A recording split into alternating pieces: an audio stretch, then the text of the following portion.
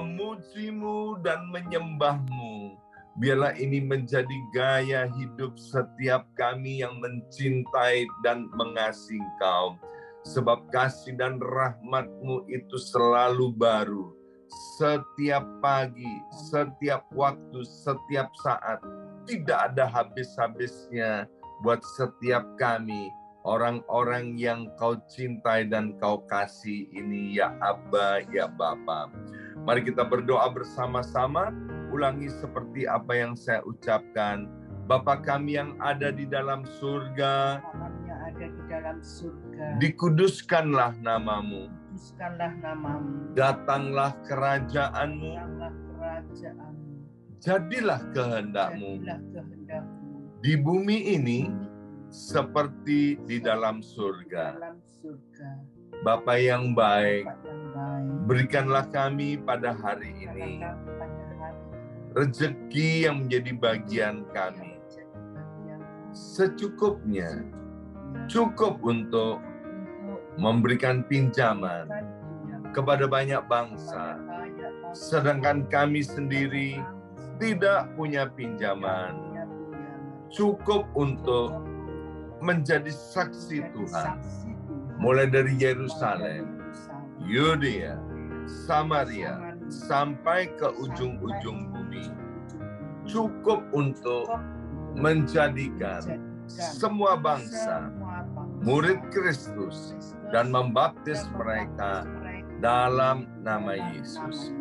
Terima kasih Bapa untuk rezeki yang secukupnya. Dan ampunilah dosa-dosa kami. Ampunilah kesalahan kami. Seperti kami pun mengampuni orang-orang yang bersalah kepada kami. Dan janganlah masukkan kami ini ke dalam pencobaan, tetapi bebaskanlah kami dari segala yang jahat. Sebab Engkaulah yang empunya kerajaan, kuasa, dan kemuliaan sampai selama-lamanya. Dalam nama Tuhan Yesus, kami sudah berdoa. Haleluya, haleluya. Mari Bapak Ibu sekalian, sekarang kita bersama-sama secara serempak dan serentak kita akan menggemakan Mazmur 91 dengan suara yang keras, dengan suara yang lantang dari tempat kita masing-masing. 2, 3. Mazmur 91. Orang yang duduk dalam lindungan yang maha tinggi dan bermalam dalam naungan yang maha kuasa akan berkata kepada Tuhan, tempat perlindunganku dan kubu pertahananku, Allahku yang kupercayai. Sungguh Tuhanlah yang akan melepaskan aku dari jerat penangkap burung dan dari penyakit sampar yang busuk. Dengan kepaknya Tuhan akan menundungi aku. Di bawah sayapnya aku akan berlindung. Kesetiaan Tuhan ialah perisai dan pagar tembok. Amin, amin, amin. Terjadi di dalam nama Tuhan Yesus. Aku tak usah takut terhadap kedahsyatan malam, terhadap panah yang terbang di waktu siang, terhadap penyakit sampar yang berjalan di dalam gelap, terhadap penyakit menular yang mengamuk di waktu petang. Walau 1.000 orang rebah di sisiku dan 10.000 di sebelah kananku, tetapi itu tidak akan menimpa aku. Aku hanya menontonnya dengan mataku sendiri dan melihat pembalasan terhadap orang-orang fasik. Sebab Tuhan ialah tempat perlindunganku yang maha tinggi telah kubuat tempat perteduhanku. Amin, amin, amin. Terjadi di dalam nama Tuhan Yesus. Malapetaka tidak akan menimpa aku, dan tulah tidak akan mendekat kepada kemahku. Sebab malaikat-malaikat Tuhan akan diperintahkan oleh Tuhan kepadaku untuk menjaga aku di segala jalanku. Para malaikat Tuhan akan menatang aku di atas tangannya, supaya kakiku jangan terantuk kepada batu. Singa dan ular tedung akan aku langkai. Aku akan menginjak anak singa dan ular naga. Amin, amin, amin. Terjadi di dalam nama Tuhan Yesus.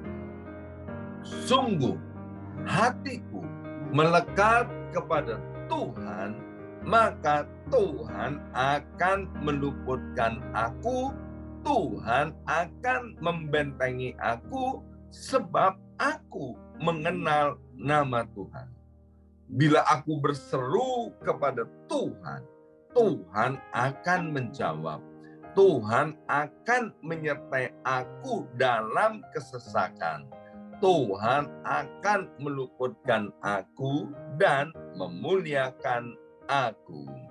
Dengan panjang umur akan Tuhan kenyangkan aku, dan akan Tuhan perlihatkan kepadaku keselamatan daripadanya.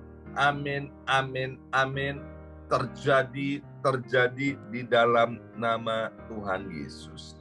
Terima kasih Bapa. Sebentar kami akan buka hati kami untuk ditaburi oleh benih kebenaran firman Tuhan. Sehingga benih itu yang ditaburkan tidak ada satupun yang kembali dengan sia-sia, tetapi boleh bertumbuh dan menghasilkan buah dalam kehidupan kami untuk menjadi berkat buat banyak orang di atas muka bumi ini. Dalam nama Tuhan Yesus, yang siap mendengarkan firman Tuhan, angkat jempolnya ke depan dan katakan amin 3 kali. Amin, amin, amin. Salam revival, salam kebangkitan. Semangat pagi. Ya, semuanya semangat pagi. Apa kabarnya Bapak, Ibu, anak-anak Tuhan yang luar biasa? Haleluya. Senang sekali hari ini 2 Maret 2023, hari Kamis. Boleh melihat wajah Bapak Ibu sekalian dan membaca daftar nama yang hadir ini. Anak-anak Tuhan, keluarga Tuhan yang istimewa, yang diberkati oleh Tuhan, ya. Nah, hari ini kita memasuki puasa raya hari yang kedua, ya.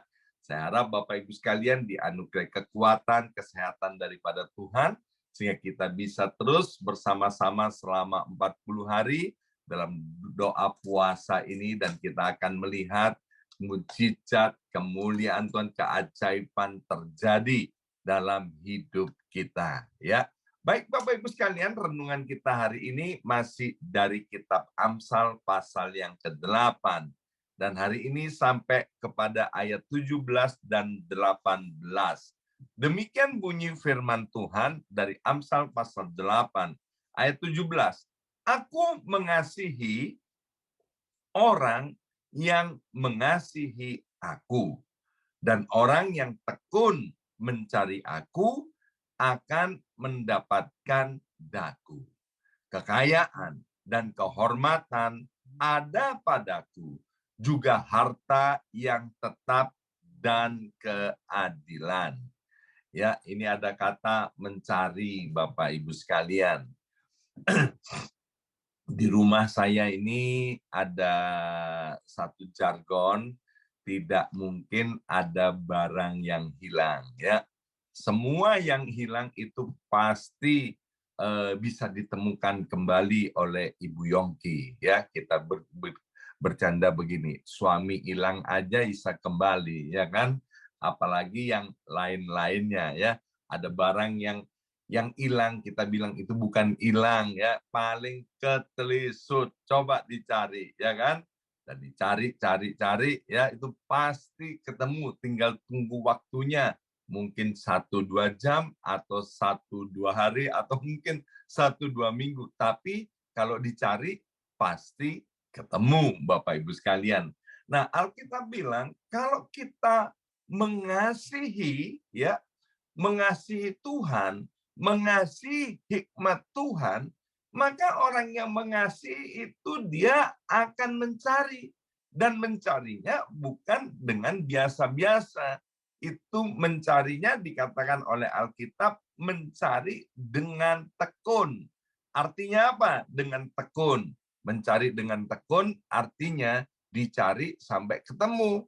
Kalau belum ketemu, dia nggak akan berhenti. Maka itu ayat 17 berkata, kalau kita mencari Tuhan, kita mencari hikmat Tuhan, kita pasti akan mendapatkannya.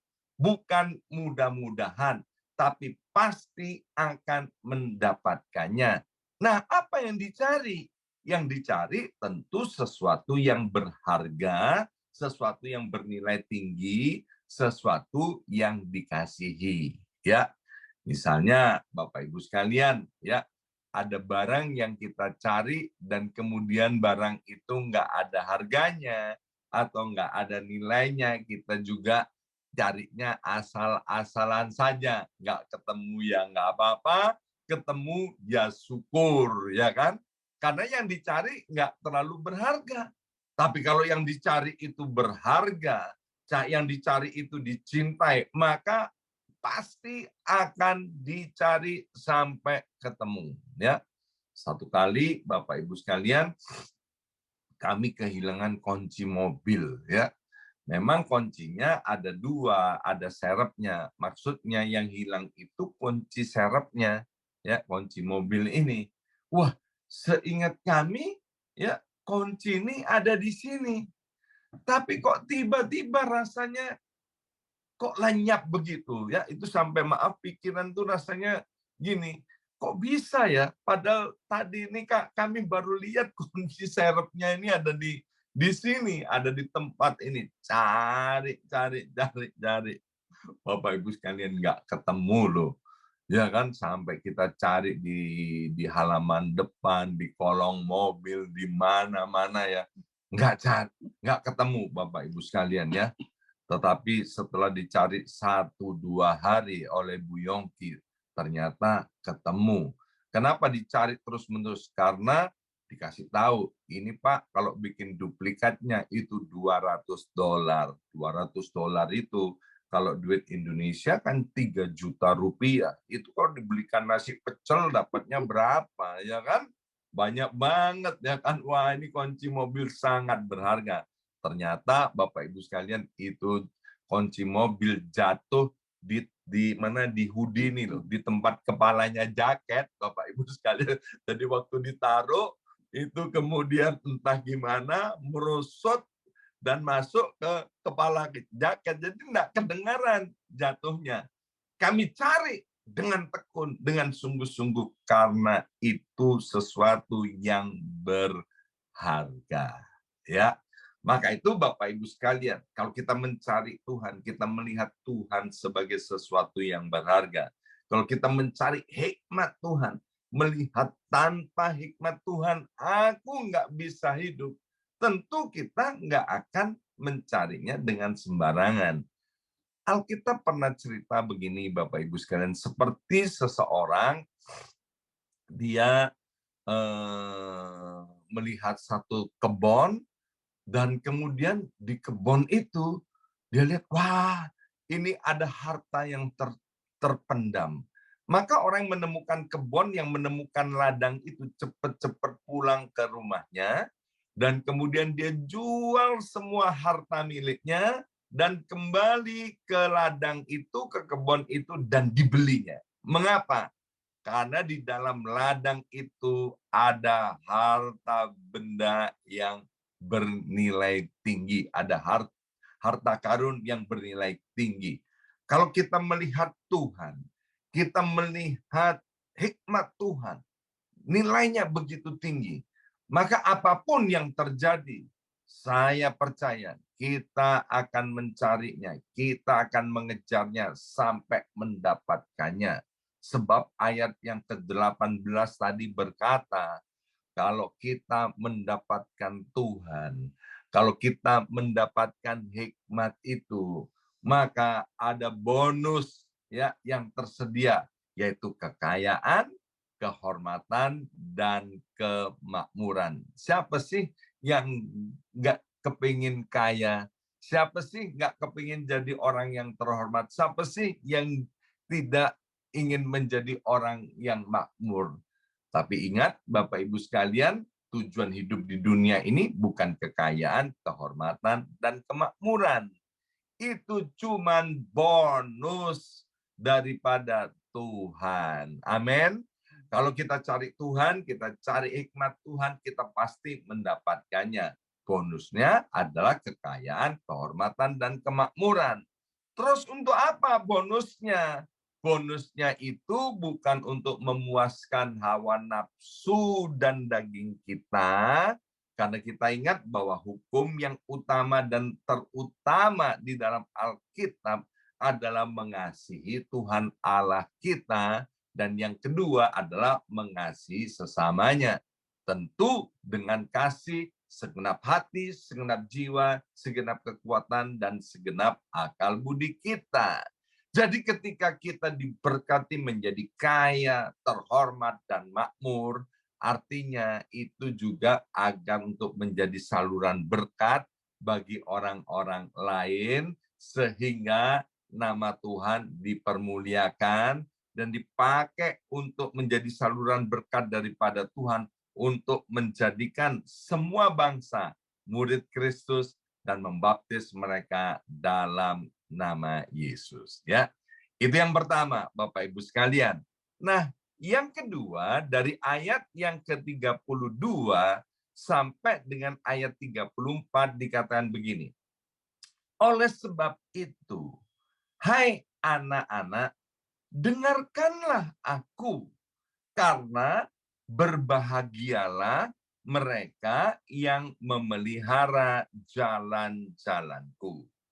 Dengarkanlah didikan, maka kamu menjadi bijak, janganlah mengabaikannya. Ayat 34.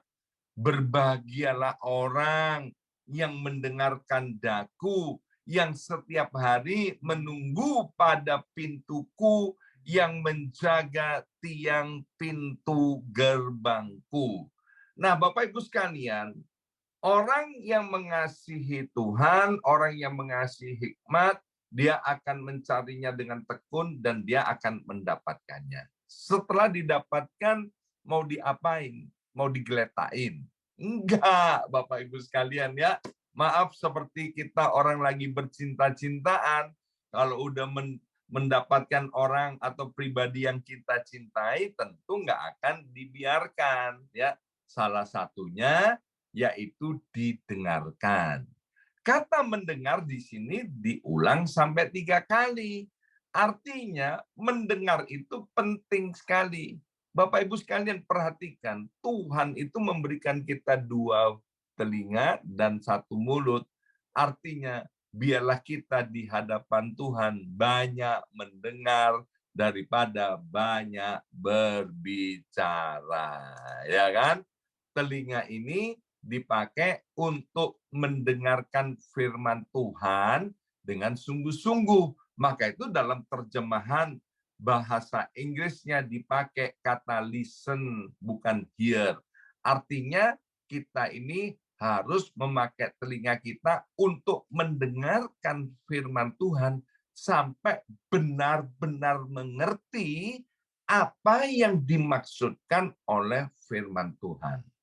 Satu kali ada 3 orang pergi ke hutan. untuk berburu, ya. Berburu babi rusa. Orang Indonesia bilang celeng, ya kan? Itu yang satu pendeta, satu dokter, satu lawyer, ya kan? Mereka bertiga pergi bersama-sama berburu. Nah, ketika dia lihat celeng, Bapak Ibu sekalian, lihat babi hutan itu ditembak, tiga-tiganya serentak, duar, dan celeng itu mati, saudara. Nah, persoalannya gini, ini celeng ini, babi hutan ini mati, peluru siapa yang kena, ya kan? Yang satu bilang saya, yang satunya bilang peluru saya, yang satunya bilang saya, ya kan? Maka kemudian ada penjaga hutan datang, ya kan? Tiga orang ini cerita, ya kan? Tadi kami nembak celeng, tapi kami sekarang nggak tahu ini celeng mati kena pelurunya siapa, ya kan? Maka penjaga hutan itu dia lihat celeng yang sudah mati, dia lihat gini, oh ini pelurunya Pak Pendeta katanya yang kena. Loh, kok bisa tahu? Iya, sebab pelurunya masuk telinga kiri, keluar ke telinga kanan, ya kan? Nah, seperti jemaat katanya. Kalau dengar firman Tuhan, masuk telinga kiri, keluar telinga kanan. Tapi ini nggak ada di jemaat di tempat ini. Amin. Karena Bapak Ibu sekalian mau mendengarkan firman Tuhan sampai benar-benar mengerti apa yang dimaksudkannya. Mengapa kita perlu mendengarkan firman Tuhan sampai mengerti? Agar supaya kita bisa mempraktekkannya dalam kehidupan ini dengan tepat. Jadi kalau ditanya kenapa kalau ada anak-anak Tuhan yang tidak praktek firman Tuhan, karena sesungguhnya bukan mereka nggak mau taat, tapi mereka nggak ngerti apa yang dimaksudkan oleh Alkitab itu. Kalau dia ngerti, pasti dia akan mencarinya dan kemudian mendengarkannya. Bahkan ayat 34 dikatakan, setiap hari kepengen mendengarkannya. Bukan sekali tempo, bukan kalau ada waktu, bukan kalau ada kesempatan. Ayat 34 itu dengan jelas berkata, setiap hari menunggu Tuhan, engkau mau bicara apa?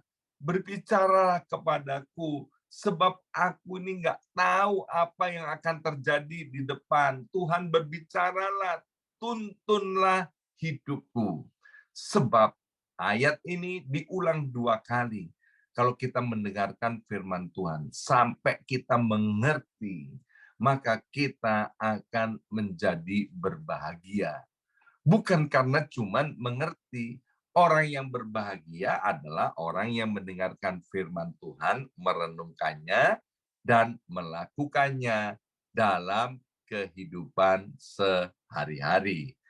Amsal 8 ayat 36. Tetapi siapa tidak mendapatkan aku, merugikan dirinya sendiri. Semua orang yang membenci aku, mencintai maut. Nah, Bapak Ibu sekalian, kalau kita nggak punya hikmat Tuhan, kita tidak punya Tuhan, kita tidak mengasihi Tuhan. Yang rugi bukan gereja, yang rugi bukan pendetanya, yang rugi adalah dirinya sendiri. Dan dikatakan bahwa ada orang-orang yang memang nggak mau hikmat Tuhan, ada orang-orang yang membenci Tuhan Allah, buat apa? Nggak gereja-gerejaan, nggak Tuhan-Tuhanan, nggak hikmat-hikmatan Tuhan, ya kan? Itu dikatakan oleh Alkitab, orang yang begini itu orang yang mencintai maut. Hari ini Tuhan itu telah memanggil dan memilih kita. Dia Tuhan yang mengasihi kita. Yang pertama, mari Bapak Ibu sekalian, tahun ini percayalah, revival itu pasti terjadi dalam hidup kita. Maka itu mari kita kasihi Tuhan. Kasih hikmat Tuhan itu.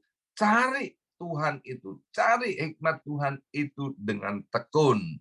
Yang kedua, dengarkan firman Tuhan, ya. Baik itu yang kita baca maupun yang kita dengarkan di dalam ibadah dan lain sebagainya. Dengarkan, perhatikan dengan sungguh-sungguh sampai kita mengerti, agar supaya kita menjadi orang-orang yang berbahagia dan diberkati oleh Tuhan. Amin. Mari kita berdoa. Materaikan setiap benih kebenaran firman Tuhan ini, ya Aba, ya Bapa. Biarlah dengan pertolongan Roh Kudus, Engkau membuat kami senantiasa haus dan lapar akan hikmat Tuhan. Kami haus dan lapar akan Engkau sendiri, ya Tuhan kami Yesus Kristus. Dan setelah itu kami mau menyediakan telinga kami untuk mendengarkan hikmat Tuhan, untuk mendengarkan firman Tuhan sampai kami benar-benar mengerti. Sebab firman-Mu itulah yang menjadi pelita buat kaki kami, terang buat jalan hidup kami, yang memelihara hidup kami, yang mengangkat setiap kami anak-anak-Mu menjadi kaya, diberkati oleh Tuhan, menjadi terhormat, dan hidup di dalam kemakmuran. Terima kasih Bapa, dalam nama Yesus kami sudah berdoa. Haleluya. Amin, amin, amin.